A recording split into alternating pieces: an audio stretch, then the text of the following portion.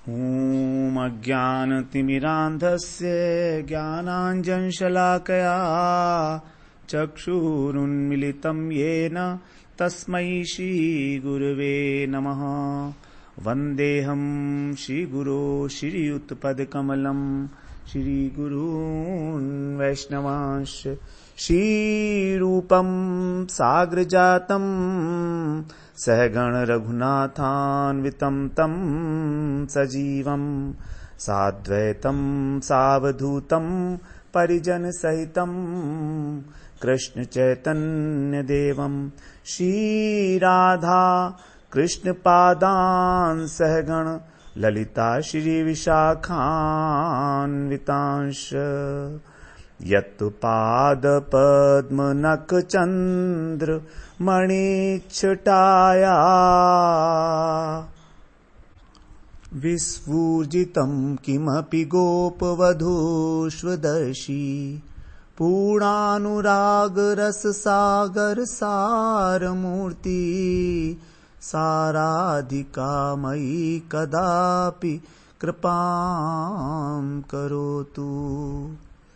हरे कृष्णा। सर्वप्रथम मैं अपने गुरुपाद पद्म ओम विष्णुपाद अष्टोत्तर शत श्री श्रीमद् भक्ति वेदांत माधव गोस्वामी महाराज के चरण कमलों में अनंत कोटि दंडवत प्रणाम ज्ञापन करता हूं। हम लोग श्री श्री प्रेम भक्ति चंद्रिका का पाठ कर रहे हैं। हम लोगों ने उसमें अभी तक 5वीं त्रिपदी के विषय में श्रवण किया, जिसमें नरोत्तम दास ठाकुर ने गुरु जी की महिमा बताते हुए कह रहे थे कि गुरु ने ही उनको चक्षु दान दिया है, अर्थात उनके जो ज्ञान अज्ञान चक्षु थे उनको उन्मिलित किया है और उनके हृदय के अंदर दिव्य ज्ञान दिया है। क्योंकि जब हम गुरु दीक्षा लेते हैं तभी गुरु जी हमारा जो है संबंध स्थापित करते हैं भगवान से, उसी को कहा जाता है दिव्य ज्ञान दीक्षा में। तो दीक्षा शब्द में दी का अर्थ है दिव्य ज्ञान और क्षय का अर्थ है पापों का क्षय। तो दीक्षा के समय ही गुरुजी जो है हमको दिव्य ज्ञान देते हैं, अर्थात भगवान से हमारा संबंध जोड़ देते हैं और हमारे पापों का क्षय हो जाता है। लेकिन दीक्षा वो आरंभ हुई है, वहां पर दीक्षा दी गई है, अभी दीक्षित हुए नहीं है। तो जब हम गुरुजी के बताए हुए रास्ते पर चलते हैं तब उसमें दीक्षित होते हैं। तो दीक्षा का अर्थ ये नहीं होता है कि हम अब सिद्ध हो गए हैं। जैसे जब हम पढ़ाई करते हैं तो हम अंत में पढ़ाई करने के पूरे बाद इंजीनियरिंग के बाद दीक्षांत समारोह होता है। जब दीक्षा का अंत होता है तो 4 साल के बाद होता है पढ़ाई करने के बाद। उसी प्रकार से जब गुरुजी ने हमें दीक्षा दी, हमारा संबंध बता दिया हमको कि तुम्हारा ये भगवान से संबंध है, लेकिन हमने उसको अभी तक नहीं माना। तो जब हम भजन करते रहेंगे तब हम अपना भगवान के साथ संबंध मानने लगेंगे, अनुभव करने लगेंगे, तभी उस दीक्षा का अंत होगा। तो इस प्रकार से दीक्षा काल के समय ही हमारा भगवान से संबंध स्थापित करना, उसी को कहा गया दिव्य ज्ञान। प्रेमे भक्ति जहां रहते, और उसी से प्रेम का उदय होता है और हमारी अविद्या का नाश। तो यहां पर पहले प्रेम भक्ति कहा गया। तो जब भगवान के प्रति प्रेम हो जाएगा तो हमें अविद्या का नाश करने के लिए कोई पृथक प्रयास की आवश्यकता नहीं है। भक्ति मार्ग में अनर्थ को दूर करने के लिए पहले अनर्थ दूर होंगे, उसके बाद सिद्धि होगी, ऐसा नहीं है। अन्य मार्गों में इसी प्रकार का है। ज्ञान मार्ग में जब तक हमारे अनर्थ पाप दूर नहीं होंगे हम ज्ञान प्राप्त नहीं कर सकते। लेकिन भक्ति में ऐसा नहीं है। भगवान से यदि हमें प्रेम हो गया और हमने भजन करना आरंभ कर दिया तो उसी समय से फिर हमारे जो अनर्थ हैं धीरे धीरे क्षय होने शुरू हो जाएंगे। तो हम लोगों ने 5वीं त्रिपदी में श्रवण किया। आज हम 6ठी त्रिपदी में प्रवेश करते हैं। कह रहे हैं नरोत्तम दास ठाकुर जी, श्री गुरु करुणा सिंधु अधम जनार बंधु लोकनाथ लोकेर जीवना। श्री गुरु करुणा सिंधु अधम जनार बंधु लोकनाथ लोकेर जीवना। हा प्रभु कर दया देहो मोर पद छाया। एवे गाश घुषुक त्रिभुवन।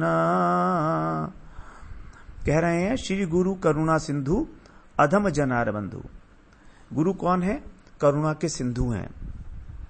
गुरु जी की महिमा का वर्णन करते हुए कह रहे हैं गुरु जो हैं वो करुणा के सिंधु हैं और अधम जन जो दीनहीन है उन्हीं के बंधु हैं।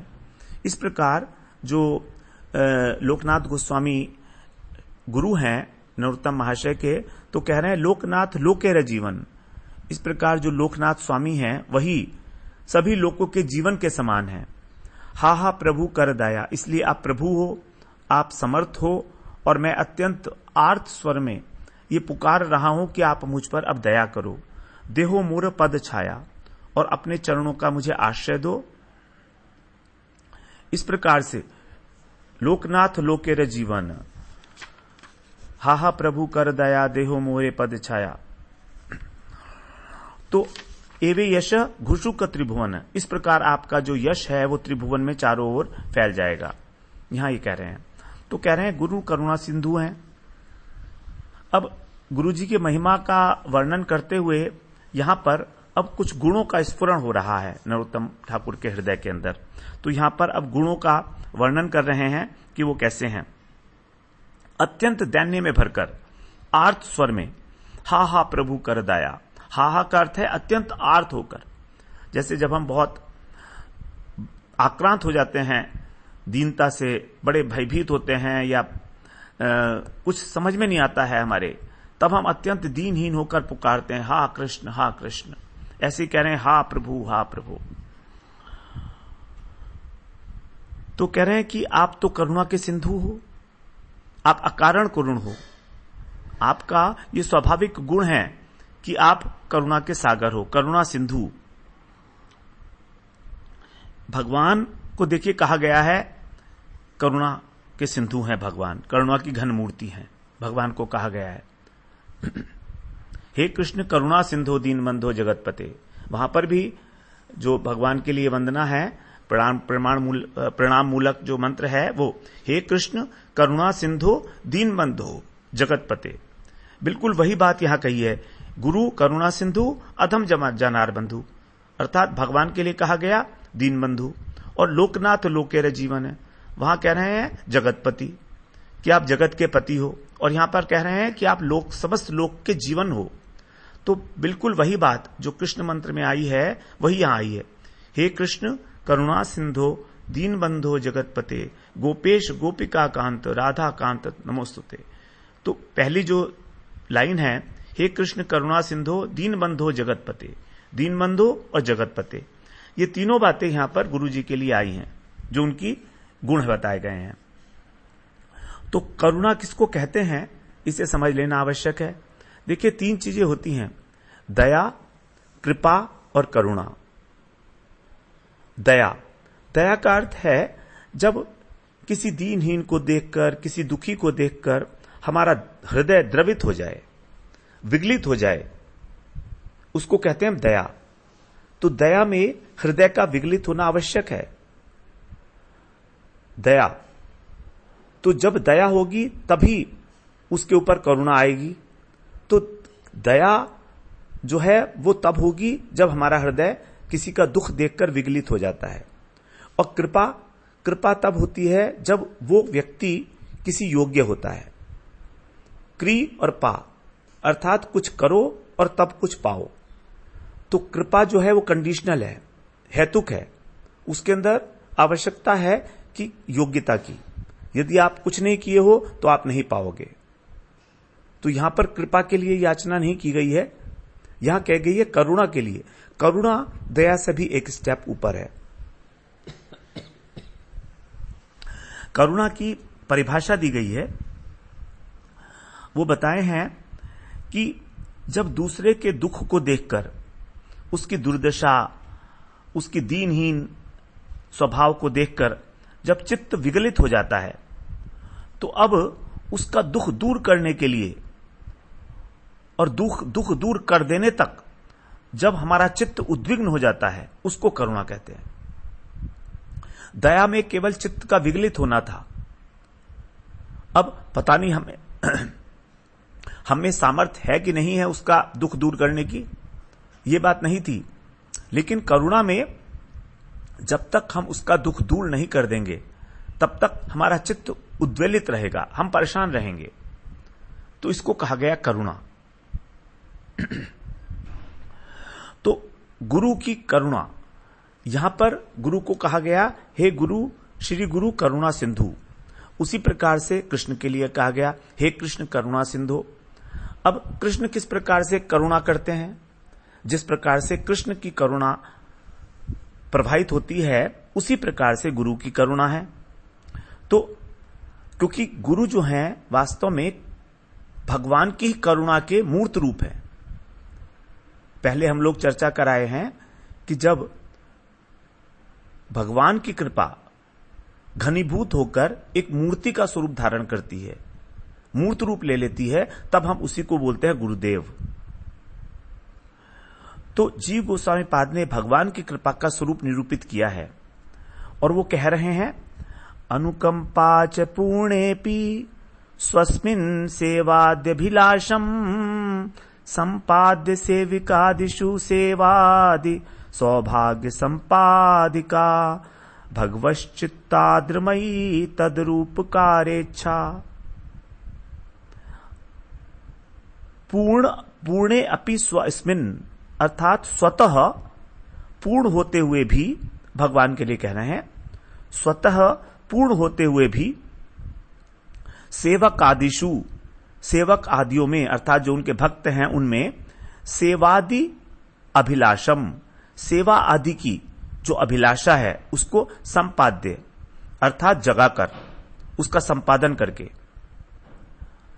भगवान सबसे पहले स्वयं पूर्ण है, लेकिन फिर भी उनको किसी प्रकार की सेवा नहीं चाहिए, लेकिन फिर भी अपने भक्तों के अंदर अपने प्रति सेवा की वासना का उदय करा देते हैं।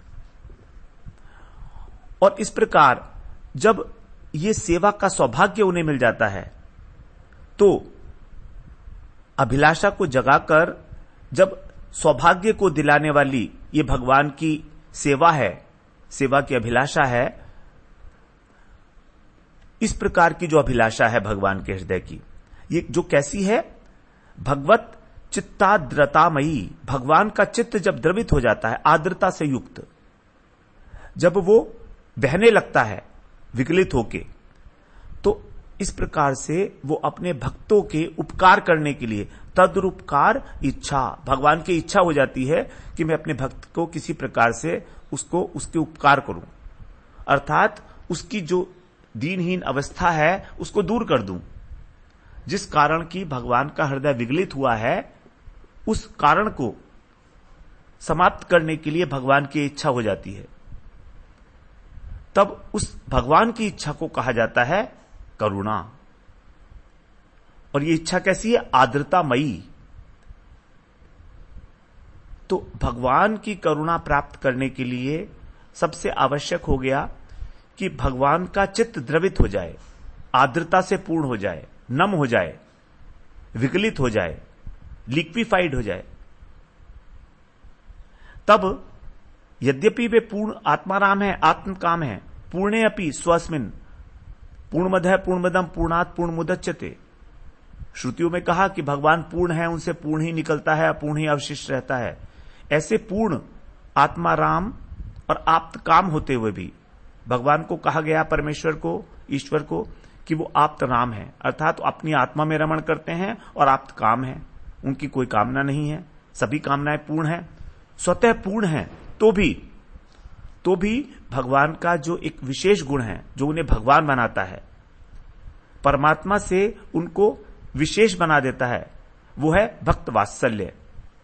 और उस भक्त वात्सल्य के कारण भगवान का हृदय जो है अपने भक्त का दुख देखकर, उसकी आर्तता को देखकर कि देखो कितना दुखी होकर ये मुझे पुकार रहा है, ऐसा जो भगवान का अनन्य आश्रित भक्त है, अनन्याश्चिन्तयन्तो माम ये जना पर्युपासते, जो अनन्य चित्त होकर भगवान की उपासना करता है, भगवान का भजन करता है, उन्हें पुकारता है, ऐसे भक्त के प्रति भगवान अपने भक्त वात्सल्य गुण के कारण कभी उदासीन नहीं रह सकते। भगवान ने गीता में कहा ना, समोहम सर्वभूतेषु न मे द्वेष्योस्ति न प्रिय। लेकिन फिर भी जो मेरे भक्त हैं, ये भजंती तु माम भक्त्या मयि ते तेषु चाप्यहम, कि जो मेरे भक्त हैं उनके साथ मैं उनके हृदय में हूं और वे मेरे हृदय में हैं। तो उदासीन नहीं रह सकते भगवान। परमेश्वर रह सकते हैं, परमात्मा उदासीन रह सकते हैं, क्योंकि वो तो अंतर्यामी के रूप में एक सामान्य सारे प्राणियों के हृदय में अवस्थित हैं। उनकी बात नहीं कर रहे हैं यहां पर हम बात कर रहे हैं भगवान की, जहां पर भगवान में आनंद अंश आ जाता है। परमात्मा सत और चित्त ये दोनों अंश परमात्मा में है, लेकिन सत चित्त और आनंद अंश जो है ये भगवान है। तो भगवान कौन बनाता है? भक्ति ही भगवान को भगवान बनाते हैं। और भक्तों के अंदर भगवान अपने प्रति प्रीति उत्पन्न कराते हैं। देखिए, भक्त यदि अपने आप से चाहे कि मेरे हृदय में भगवान के प्रति प्रीति हो जाए तो नहीं होने वाली है। भक्त प्रयास कर सकता है, वो ठीक है, प्रयास करेगा तभी होगा। अन्यथा यदि कोई जात रुचि साधक है तो अलग बात है। लेकिन तो भगवान क्या करते हैं? भगवान का जो आह्लादनी अंश है, आनंद अंश है, आह्लादनी जिसको बोलते हैं, आह्लादनी वृत्ति, वो और संवित अर्थात चित्त अंश, इन दोनों का जब आह्लादनी अंश, आह्लादनी वृत्ति संवित वृत्ति को क्षोभित कर देती है, अर्थात जब संवित और आह्लादनी ये दोनों मिल जाती हैं, तब भगवान इस प्रकार जान पाते हैं कि ये भक्त मेरा किस भाव से भजन कर रहा है और कितना भजन कर रहा है, किस अवस्था में है। तो जब एक अवस्था विशेष आसक्ति के स्तर पर भक्त आ जाता है, तब भगवान स्वयं गुरु के माध्यम से जो संवित और आह्लादनी का सार है उसको भक्त के हृदय में निक्षेप करते हैं, संचरित करते हैं।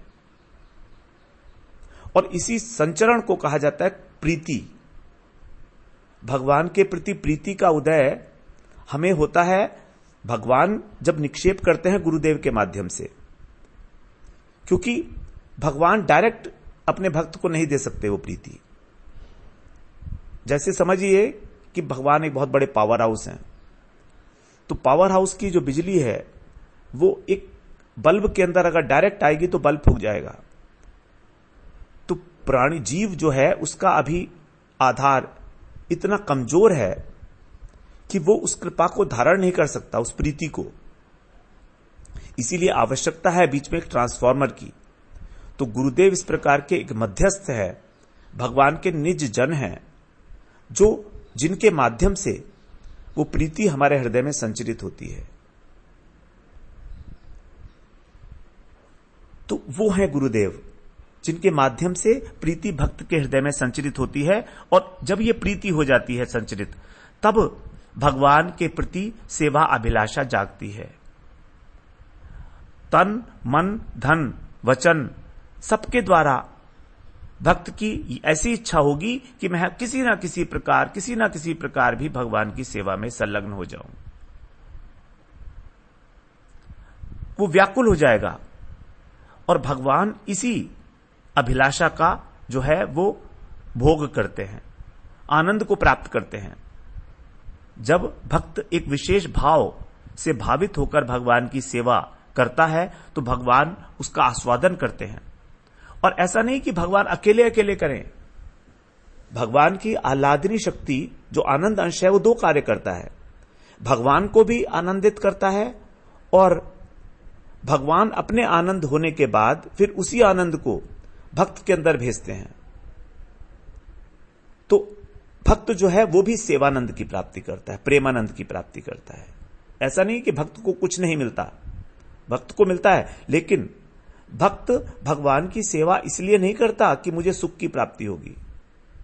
वो इसलिए नहीं करता, वो केवल इसलिए करता है कि भगवान की प्रीति के लिए, भगवान की प्रसन्नता के लिए। लेकिन भगवान अपने आप से उसको उस प्रीति को और सेवानंद के रूप में, प्रेमानंद के रूप में भक्त के हृदय में स्फुरित कराते हैं। फिर भक्त जो और अधिक उत्साह से सेवा करता है, भगवान और अधिक उत्साह से उसका आस्वादन करते हैं और अधिक उत्साह के साथ उसको भक्त के हृदय में प्रवाहित करा देते हैं। तो इस प्रकार से भगवान और भक्त के बीच का संबंध जो है, लीला जो है, ये हमेशा हमेशा से निरंतर वर्धनशील है। जो नित्य प्रेम है वो नित्य वर्धनशील है। नारद भक्ति सूत्र में भगवान ने बताया, नारद जी ने, प्रतिक्षण वर्धमानम, वही है प्रेम।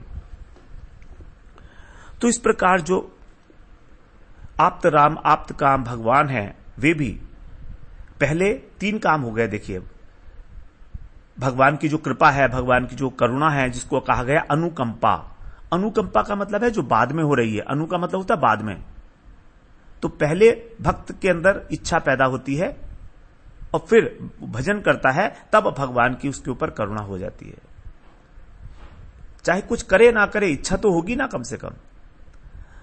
तो भक्त के हृदय में सबसे पहले सेवा की अभिलाषा जगाते हैं भगवान, क्योंकि सेवा की अभिलाषा जगे बिना जब वो भगवान की सेवा करेगा तो उसमें तन्मय नहीं होगा। भगवान ये चाहते हैं कि मेरा भक्त मुझ में तन्मय हो जाए, मुझ में आवेशित हो जाए। मय्यावेश्य मनो ये माम नित्य युक्ता उपासते, वही मेरा सर्वश्रेष्ठ भक्त है जो मुझ में आवेशित है और मेरी नित्य उपासना करता है। तो भगवान की उपासना मतलब भगवान की सेवा। तो जब भगवान की सेवा तन्मय होकर, आवेशित होकर की जाएगी, वो तभी की जाएगी जब सेवा की अभिलाषा होगी। तो पहले सेवा की अभिलाषा जगाते हैं, उसके बाद उसी को फिर कहा जाता है कि वो अब वो सेवा करता है भक्त, अत्यंत सौभाग्य को मानकर अपने। और उसके बाद जब उसको सेवा का सौभाग्य मिल गया, तब भगवान विगलित होकर उसकी सेवा से उसका उपकार करने की इच्छा करते हैं। इसी को भगवान की करुणा कहा। तो करुणा इज ए 3 स्टेप प्रोसेस। तो जो सेवा की उत्कंठा है उसकी को कहा गया भक्ति। भज इतिएष वै धातु सेवायाम परिकीर्तित है, तस्मात् सेवा बुधै प्रोक्ता भक्तिरेव भूयसी। भक्ति शब्द जो बना है भज धातु से, तो भज का अर्थ है सेवा, और जो ती प्रत्यय लगा है उसका अर्थ है प्रेम। तो प्रेममयी सेवा भगवान की जब की जाती है, वही है भक्ति, और यही सबसे सर्वश्रेष्ठ वस्तु है। भूयसी, भूयसी का मतलब सर्वश्रेष्ठ। तो यह है भक्त के हृदय में सेवा अभिलाष को जगाकर सेवा दान देने के लिए जो प्रयत्नशील हैं ऐसे भगवान, उनकी जो इच्छा है वो है करुणा, और उसी की प्रकट मूर्ति है श्री गुरुदेव। तो भगवान की करुणा से ही हमें पता लगेगा कि गुरु का क्या स्वरूप है। श्री वैद भागवतामृत में बताया है, नारायण जो हैं गोप कुमार जी से कह रहे हैं, भगवान नारायण भगवान, तत्ते मयि कृपां वीक्ष्य व्यग्रहोनुग्रह कातरः अनादिम सेतुमुल्लंघ्य त्वज्जन्मेदमकारयम् श्रीमद् गोवर्धने तस्मिन् निज प्रियतमास्पदे स्वमेवाभमं तात जयंताख्यास्यते गुरु। गोप कुमार के विषय में वर्णन है बृहद भागवतामृतम में, सनातन गोस्वामी पाद के द्वारा जो रचित है। उसमें बताया गोप कुमार किस प्रकार भगवान के गोलोक धाम में जाने के लिए अत्यंत उत्सुक होकर क्रमशः एक लोक से दूसरे लोक में जाते हैं, तीसरे लोक में जाते हैं और वैकुंठ में पहुंचते हैं। वहां पर भगवान नारायण से मिलते हैं और भगवान नारायण की भी वो उपेक्षा कर देते हैं, क्योंकि उनका उद्देश्य है कृष्ण। तो प्रत्येक लोक में जाकर उनको संतुष्टि नहीं मिलती। शुरू शुरू में तो उन्हें बहुत अच्छा लगता है, लेकिन बाद में उन्हें लगता है कि उनका मन तो वहां लग नहीं रहा है। तो फिर वो जो गोपाल मंत्र जो उनको दिया गया था मंत्र, उसका जाप करते हैं, और तब जो नारायण भगवान नारायण है वो उनसे कहते हैं, हे वत्स, कि तुम्हारी जो इस प्रकार की कंडीशन है, जो दशा है, मैं व्याकुल हूं उसको देखकर, और मैंने ही तुम्हारे ऊपर करुणा की, अनुग्रह कातरः, मैं तुम्हारे प्रति करुणा से कातर हो गया, और अनादि से तुम उपलब्ध, मैंने जो स्वीकृत धर्म की मर्यादा है उसका मैंने उल्लंघन किया। क्यों किया? क्योंकि मैं करुणा के विषीभूत हो गया तुम्हारे प्रति। क्यों? क्योंकि तुम अत्यंत व्याकुल थे कृष्ण प्राप्ति के लिए। इसलिए तुमको त्वजन्मेदम कार्यम श्री गोवर्धने, श्रीमद गोवर्धने, तुम्हारे को मैंने गोवर्धन में जन्म दिलाया, और मैं स्वयं ही तुम्हारा गुरु बना हूं। स्वयं जयंत नाम जयंताख्यम सत्य गुरु, तुम्हारे गुरु मैं ही था जयंत के नाम से। तो मैंने ही तुमको रास्ता दिखाया है।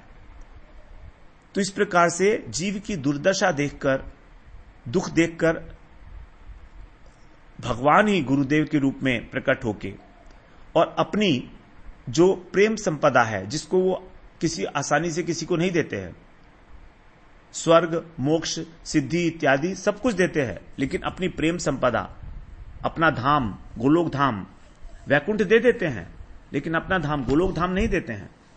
तो कह रहे हैं कि मैंने वो तुमको किया क्योंकि मैं अत्यंत कातर हो गया, अनुग्रह कातर, अनुग्रह कातरः। देखिए भगवान किस प्रकार से अनुग्रह से कातर हो जाते हैं हम पे करुणा बरसाने के लिए। वो हमसे अधिक प्रयत्नशील हैं।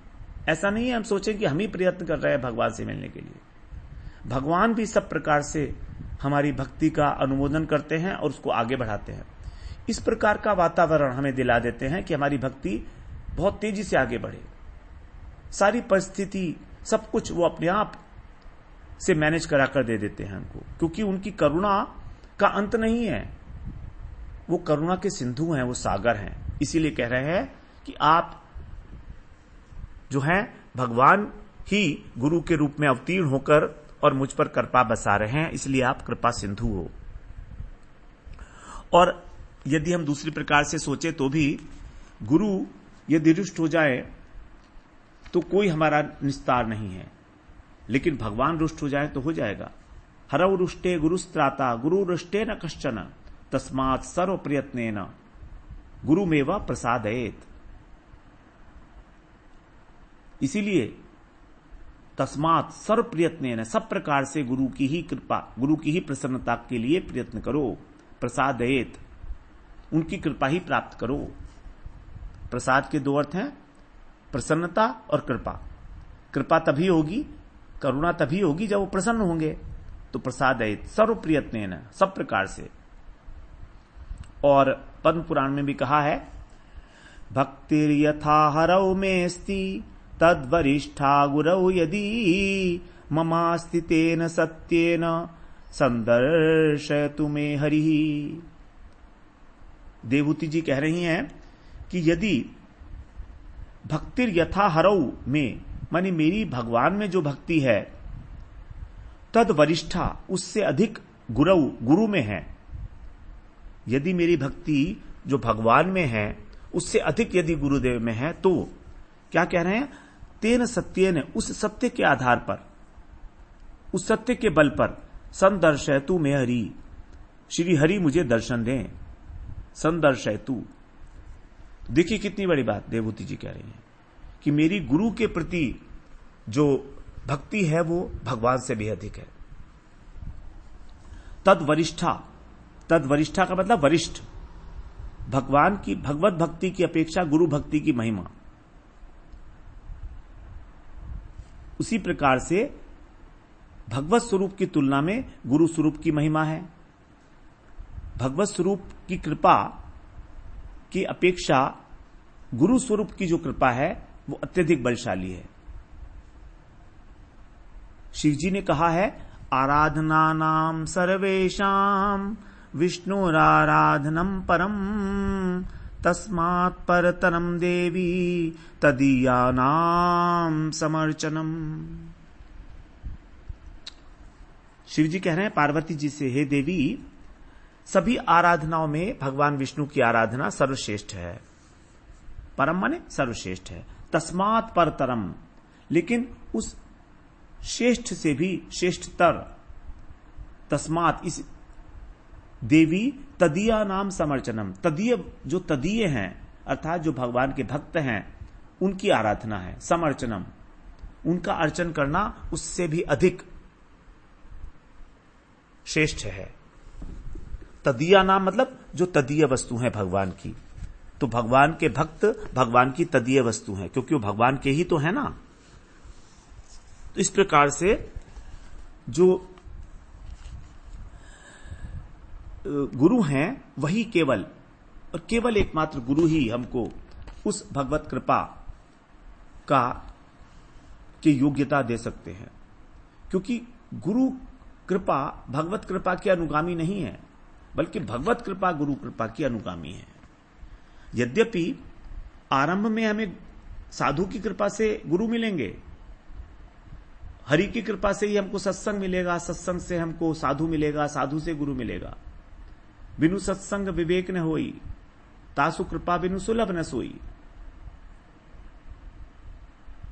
बिनु सत्संग विवेक न होई और तासु कृपा बिनु सुलभ न सोई। तासु माने भगवान की कृपा के बिना सत्संग नहीं मिलता है, तो बिनु हरे भजन मिला ही नहीं संता। और भजन की पद्धति हमें सिखाएंगे गुरुदेव। तो इस प्रकार से यहां पर कहा गया कि आप जो है करुणा सिंधु हो। और अब दूसरा गुण बता रहे हैं उनका, अधम जनार बंधु, अर्थात आप करुणा सिंधु तो हो, लेकिन इसके साथ ही साथ आपकी जो करुणा है वो किसके ऊपर बरसती है? जो अधम है, जो दीनहीन है, जो आपके चरणाश्रित है, जो भगवान के चरणाश्रित नहीं, गुरुदेव के चरणाश्रित नहीं, उनके ऊपर गुरु की कृपा नहीं आती है। क्योंकि इसीलिए करुणा प्राप्त करने के लिए हमें स्वयं को दीनता धारण करनी है। धारण नहीं करनी है, बल्कि हो जाना है दीनहीन, अंतर से महसूस करना है, बाहर से दीन दिखाना है। हम लोग बाहर से तो दिखाते हैं बड़ा अच्छा गुरु जी के सामने, लेकिन बाहर से नहीं होना है, अंदर से होना है। तो अत्यंत अधम, तो उसी के आप बंधु हैं। जैसे भगवान को कहा, हे कृष्ण करुणा सिंधु दीन बंधु जगतपते, दीन बंधु, यहां पर अधम बंधु। क्योंकि कृपा और ज्ञान इनका एक स्वभाव है, जल की भांति है। जैसे जल नीचे की ओर गमन करता है, उसी प्रकार से करुणा, कृपा, ज्ञान ये हमेशा नीचे की ओर फ्लो करेगा, ऊपर की ओर नहीं करेगा। यदि हम पहले से ही भरे हुए जाएंगे गुरु के पास, तो गुरु हमें क्या ज्ञान देंगे? यदि हम बिल्कुल खाली होकर जाएंगे, अत्यंत दीन भाव से, अज्ञानवत, जानते हुए भी हमें अपने ज्ञान को बघाड़ना नहीं है गुरु के आगे कि मैं ये कर सकता हूं, मैं ये जानता हूं, मैं ये करता हूं, मैं सब कुछ पढ़ चुका हूं, मुझे सब मालूम है। और ऐसा देखा जाता है कई बार, हम लोग इस बात को बिना जाने ऐसा कर देते हैं, तो ये बहुत बड़ा दोष है। समझ लीजिए गुरु की कृपा अवरुद्ध हो गई। यदि बिल्कुल हम एकदम सरल अबोध बालक की भांति जाएंगे तो गुरु की कृपा होगी, क्योंकि मांगनी नहीं पड़ेगी गुरु से कृपा, वो तो हो रही है, वो तो सिंधु है ना उसके, तो वहां से तो निकल ही रहा है स्रोत लगातार। तो इस प्रकार से जो करुणा का आधार है वो है दीनता, दीन स्वभाव। तृणादपि सुनीचेन तरोरपि सहिष्णुना अमानिना मान देन कीर्तनीय सदाहरी। भगवान का नाम लेने के लिए भी यही 4 योग्यताएं बताई महाप्रभु ने। निरंतर यदि भगवान का नाम लेना है तो सबसे पहले यही है, तृणादपि सुनीचेन। एक तृण से भी हमको अपने को नीचे समझना है, इतनी दीनता। तृणवत नहीं, तृण से भी अधिक, तृणाद अपि, अपि का मतलब है तृण से भी अधिक। सुनीचेन, सुनीचेन, नीचे नहीं, सुनीचेन, सुष्ठु रूप से। जैसे अगर हम घास को समझें तो घास के ऊपर पैर रखा तो घास खड़ी हो जाती है, पैर हटाया तो। लेकिन ये एक तृण है, ये घास नहीं है, तृण है। तृण का मतलब टूटा हुआ घास का टुकड़ा। तो जिसके ऊपर पैर रखा तो पैर रखा ही है, वो उठेगा नहीं फिर वो। तृणादपि सुनीचेन तरोरी पैसे सुना। तो यही है जो करुणा के लिए आधार प्रोवाइड करता है। और ये दीनता तभी आती है जब हम भजन करते हैं, जब हमें लगता है कि हम कुछ नहीं जानते भक्ति मार्ग में, इतना सब कर लिए, इतना सब याद कर लिए, इतना सब माला कर लिए, तो भी हमको कोई अनुभव नहीं है, तो स्वाभाविक रूप से दीनता आ जाएगी। जब हम देखते हैं कि संसार में तो हम बड़े पढ़े लिखे थे, बड़े पैसे वाले थे, लेकिन यहां पर आकर तो बिल्कुल ABCD भी नहीं जानते हैं भक्ति की। भक्ति की परिभाषा तो पता नहीं है, तो क्या भक्ति करेंगे हम? अनर्थ किसे कहते हैं, अपराध किसे कहते हैं, ये मालूम नहीं कितने प्रकार के हैं, तो क्या भक्ति करेंगे? तो ABCD नहीं मालूम है। अनुभव की तो बात छोड़िए, ये तो केवल इंटेलेक्चुअल एक्सरसाइज की बात हो रही है। तो दीनता ही आधार है करुणा का। इसलिए क्या है, अधम जनार बंधु, ये दूसरी जो है गुण बताया है उनका। जी गोस्वामी पाद ने कृपा के संबंध में भी कहा है, महत कृपा कब होती है? सताम कृपाम च दुरवस्था दर्शन मात्रोद्भवा न सोपासनाद्यपेक्षा यथा श्री नारदस्य नल कुंवर मणिग्रीवयो।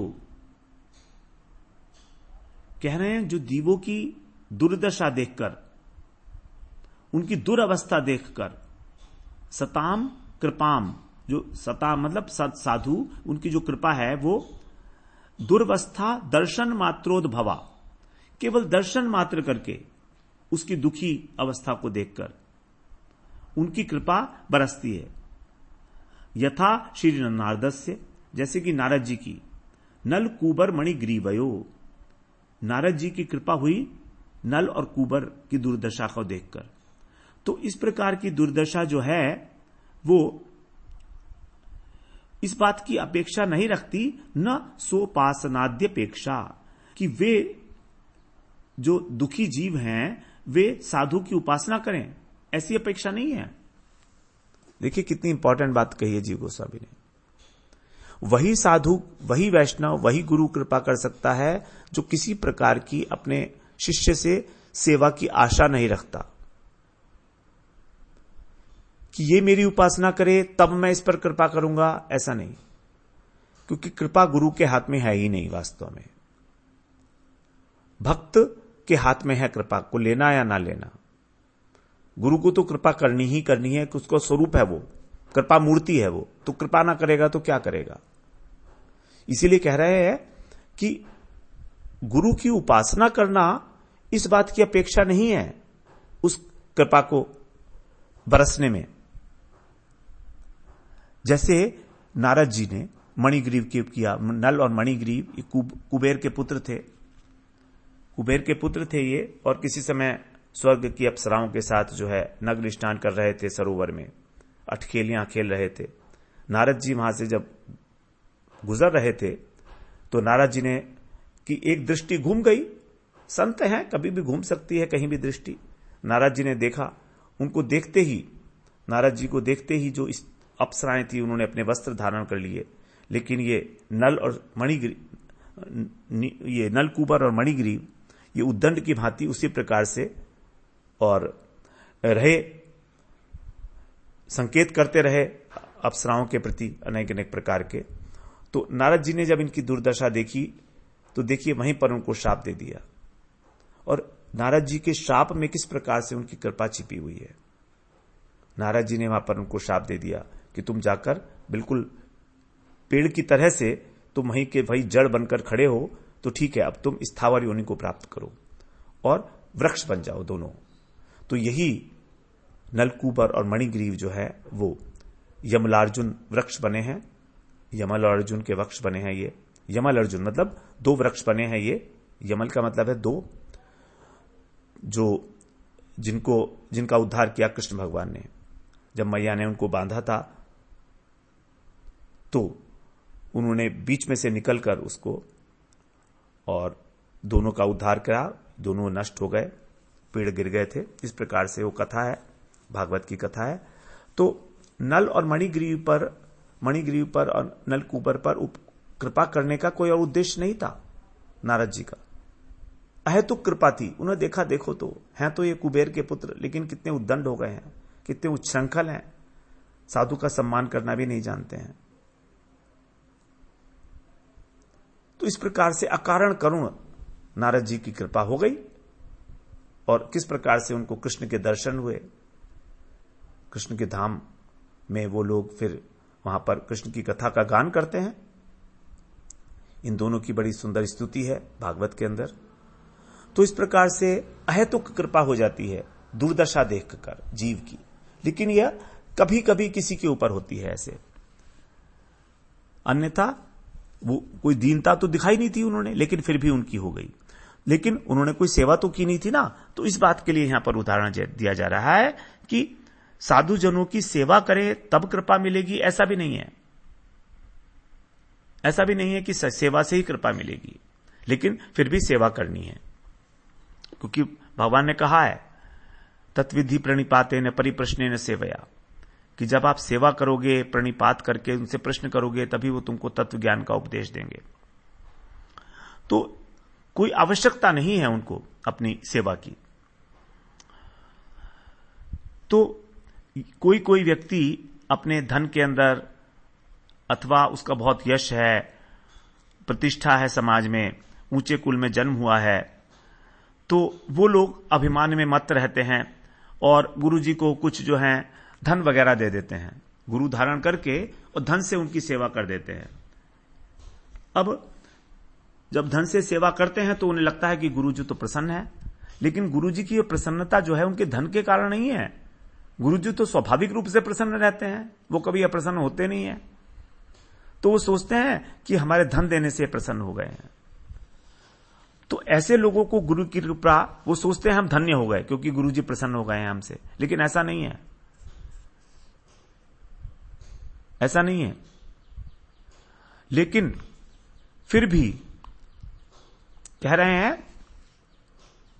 कि किसी ना किसी दिन इस प्रकार से सेवा करने से भी उनको गुरु के प्रति अनुराग हो जाएगा। अभी तो वो अभिमान में मत हैं, लेकिन किसी न किसी दिन आने वाले समय में, क्योंकि उनकी सुकृति तो बन गई है एक बहुत बड़ी, क्योंकि जो भी उनके द्वारा धन दिया गया है वो कहीं ना कहीं वैष्णव सेवा में लगेगा, भगवत सेवा में लगेगा।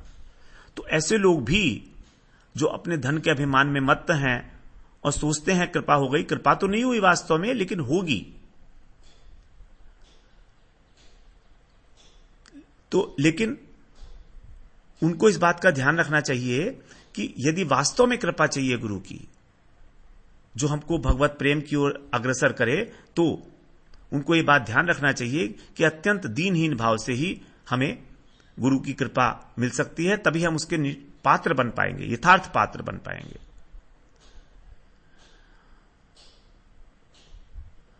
तो गुरु की जो कृपा है वो अपने शिष्य को कभी भी नरक में नहीं डालने दे सकती, क्योंकि जब गुरु की कृपा हुई तो मतलब तभी है ना, गुरु के द्वारा दिया गया जो मंत्र है,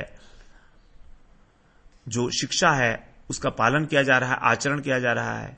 लेकिन अगर गुरु धारण करके और फिर कभी गुरु जी से मिले भी नहीं और उनके मंत्र का भी अनादर कर दिया, तो फिर तो उसको कोई नहीं बचा सकता। तो इस प्रकार से यहां पर जब कृपा प्राप्त हो जाती है तब बता रहे हैं वो कि उसकी क्या इच्छा होती है। हा हा प्रभु कर दया, आप मुझ पर दया करो। अब तन्मय है वो, कृपा की भिक्षा मांग रहा है, दया की भिक्षा मांग रहा है। कृपा जो है वो दीनहीन के ऊपर हुई, और जब कृपा हुई तो उसके अंदर अत्यधिक दीनता का उदय हो गया। दीनता और बढ़ गई, उच्छलित हो गई, तरंगे मारने लगी। देखिए वो लहर में आ गई। अब जब वही कृपा दीनता की तरंगों के रूप में हृदय में आंदोलित होने लगी, तब फिर वो गुरु सेवा में, भगवत सेवा में, वैष्णव सेवा में तन्मय हो जाता है, आवेशित हो जाता है। तो गुरु में आवेश हमारा तभी होगा जब हमें कुछ गुरु की कृपा का अनुभव होगा, और गुरु की कृपा का अनुभव तभी होगा जब हमारे अंदर कोई अहंकार ना हो, अपने जन्म, विद्या, कुल इत्यादि का, जब हम उसके लिए अपने को यथार्थ पात्र सिद्ध कर सकें तभी। तो जब एक बार कृपा का अनुभव होने लगता है गुरु की, तो फिर वो आराम से अनंत अनंत राशि राशि कृपा की हृदय के अंदर तरंगायित होने लगती है। तो गुरु की कृपा होने से ही फिर तन्मयता की अवस्था आ जाती है, और वो साधक जो शिष्य है, सदशिष्य है वो भगवत प्रेम की प्राप्ति कर लेता है। अब आगे कह रहे हैं कि लोकनाथ लोकेर जीवन, क्योंकि ठाकुर महाशय के जो दीक्षा गुरु थे उनका नाम था लोकनाथ स्वामी, श्रीपाद लोकनाथ स्वामी। ये महाप्रभु के प्रिय पार्षद थे, जो सबसे पहले महाप्रभु ने जिनको वृंदावन भेजा था। लोकनाथ स्वामी और भूगर्भ गोस्वामी दोनों आए थे, लोकनाथ गोस्वामी और भूगर्भ गोस्वामी। इन्होंने ही आकर जो है यहां वृंदावन में सबसे पहले पृष्ठभूमि तैयार की। महाप्रभु ने इनको कहा था कि आप वहां पर जाकर लुप्त तीर्थों का उद्धार करो। उनके बाद फिर रूप गोस्वामी, सनातन गोस्वामी इत्यादि आए, सब महाप्रभु के जो गोस्वामीगण हैं, 6 परिकर हैं। तो क्योंकि नरोत्तम दास ठाकुर ने अपने गुरुदेव से प्राप्त किया है, परमार्थ लाभ किया है, संपदा प्राप्त की है, आत्मज्ञान प्राप्त किया है, दिव्य ज्ञान प्राप्त किया है, जो पहले कह आए हैं वो उत्तमा भक्ति, सारी आशाओं की पूर्ति, दिव्य ज्ञान, अविद्या नाश और प्रेम भक्ति का उदय। तो इसके प्रति अब कह रहे हैं आगे नाम लेकर अपने गुरुदेव का कि अब मैं आपके चरणों में अत्यंत प्रणत हूं, अत्यंत कृतज्ञ हूं। तो कृतज्ञता ज्ञापन है यहां पर, क्योंकि जो गुरु ने वस्तु दी है हम उनका ऋण नहीं चुका सकते, किंचित मात्रा में भी, किंचित मात्रा में भी। जन्म जन्मांतर तक उनकी आज्ञा का पालन करके, तन मन वचन से सेवा करके भी उनका ऋण नहीं चुकाया जा सकता, क्योंकि उन्होंने जो वस्तु दी है हमें वो अमूल्य है। अमूल्य वस्तु क्या कोई चुका नहीं सकते उसको किसी भी प्रकार से। तो कह रहे हैं कि यही जो लोकनाथ प्रभु हैं, लोकेर जीवन है। यहां पर उन्होंने जो भक्ति मार्ग है इसका एक आदर्श स्थापित किया है, उत्कृष्टतम आदर्श सभी मनुष्य के, विश्व के सभी मानव जाति को, भजन का, कि भक्ति मार्ग में अवस्थान करना, भक्ति मार्ग पर चलना ही वास्तव में जीवन है। लोकनाथ लोकेर जीवन, जो भक्ति है जो प्रदान की गई गुरुदेव के द्वारा, वो सभी प्राणियों का जीवन है। और यदि भक्ति नहीं है तो वो क्या है? मृत्यु ही है। भगवत भक्ति हीनस्य जाति शास्त्रम जपस्तपः अप्राणस्यैव देहस्य मंडनम लोकरंजनम।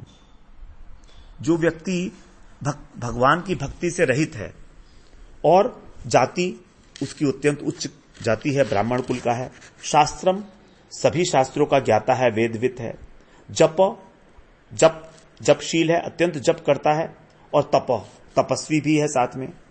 तो ये चारों की चारों जो उसकी विशेषताएं हैं, उसके गुण हैं, ये कैसे हो जाते हैं? अप्राणस्यैव देहस्य, जैसे कि शरीर के अंदर प्राण ही ना हो। अब यदि शरीर में प्राण ना हो तो उस शरीर का क्या फायदा है? वो तो शव ही है ना।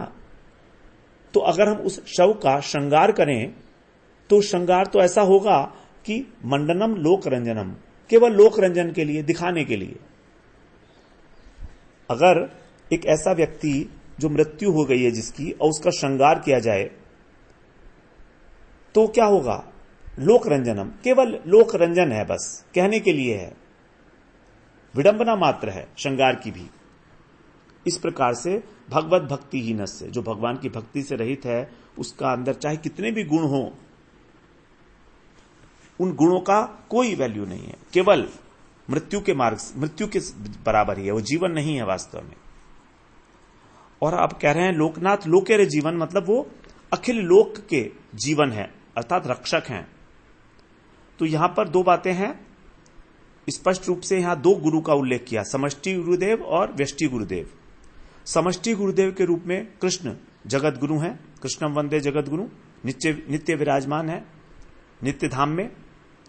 और यही समष्टि गुरु जो है कृपावश बहिर्मुख लोगों को माया से मुक्त करने के लिए और अपनी प्राप्ति कराने के लिए व्यष्टि गुरु के रूप में प्रादुर्भाव होता है उनका। गुरु का अर्थ है गुरु, जो बहुत, गुरु का मतलब भारी, जो बहुत भारी है। तो भारी वस्तु आकर्षित करती है, तो गुरु हमेशा आकर्षण करते हैं। जो कलिहत जीव हैं, अविद्याग्रस्त हैं, 3 प्रकार की ज्वालाओं से दग्ध हैं, आध्यात्मिक, आधिभौतिक और आधिदैविक। विषयों में लिप्त हैं जन्म जन्मांतर से, अनंत काल से माया से बद्ध हैं। उनके ऊपर अहेतुक करुणा करते हुए भगवान ही व्यष्टि गुरु के रूप में अपनी गुरुत्व शक्ति के साथ, भगवान ही भक्त के अंदर, अपने किसी विशेष भक्त के अंदर अपनी गुरुत्व शक्ति डालकर, अपनी कृपा शक्ति डालकर उसको व्यष्टि गुरु के रूप में आविर्भाव होता है उनका। तो जी गोस्वामी ने कहा है, य एव भगवानत्र व्यष्टि रूपतया भक्तावतारत्वेन श्री गुरु रूपो वर्तते, स एव तत्र समष्टि रूप तया स्वमाम प्रदेशे साक्षादवतारत्वेनापि तद्रूपी वर्तते इति। कि वे समष्टि गुरु जो हैं वही वास्तव में व्यष्टि गुरु के रूप में प्रकाशित होते हैं।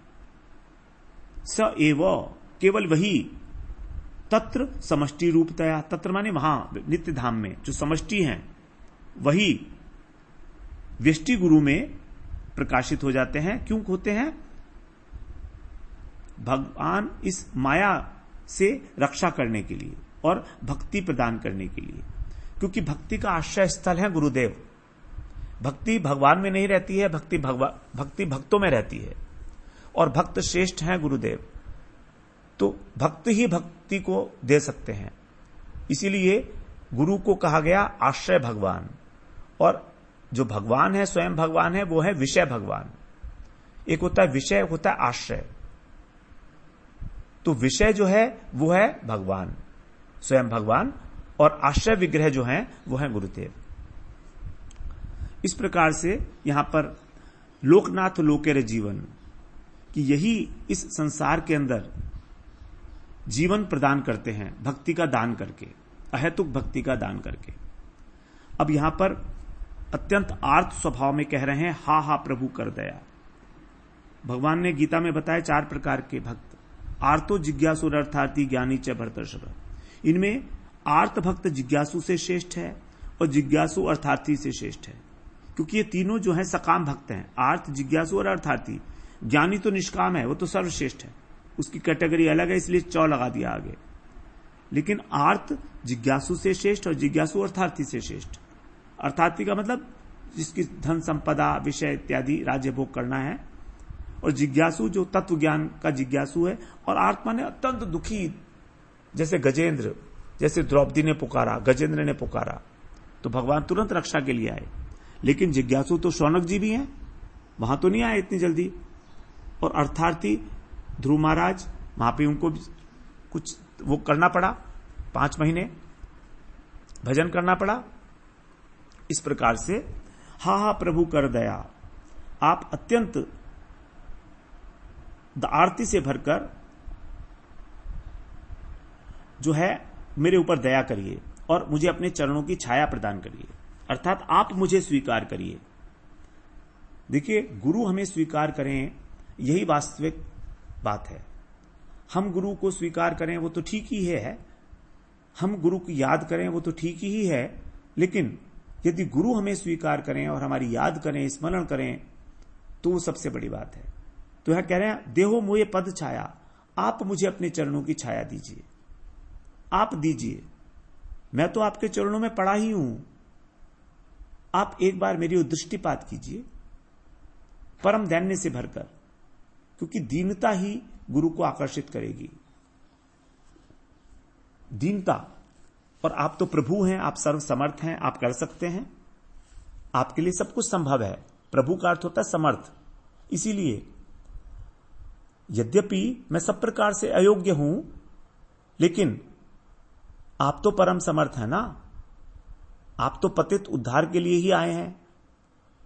तो इसीलिए हे सर्व समर्थ गुरु, आप मेरी ओर दृष्टिपात करें, मुझे अपने चरणों का आश्रय दें। देहो मोहे पद छाया, एबे यश घुषुक त्रिभुवन। इसी प्रकार आपका जो जीवन, आपका जो यश है, वो सारे त्रिभुवन में विघोषित होगा। सर्वत्र गुरु की महिमा गाई जाएगी। तो यहां पर गुरु को समष्टि रूप और व्यष्टि रूप दोनों प्रकार से कहा गया है। और गुरु वास्तव में एक व्यक्ति विशेष न होकर एक तत्व विशेष है। गुरु तत्व है। सभी व्यष्टि गुरु के अंदर भगवान ने अपनी कृपा का संचरण किया है। वही कृपा जो है व्यष्टि गुरु के रूप में हमारे सामने आती है, शिक्षा गुरु के रूप में हमारे सामने आती है।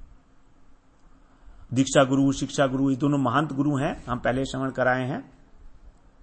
तो जब आप अपने चरणों में मुझे आश्रय देंगे, मुझे स्वीकार करेंगे, तभी आपका जो पतित पावन यश है वो इस त्रिभुवन में सर्वत्र घोषित होगा।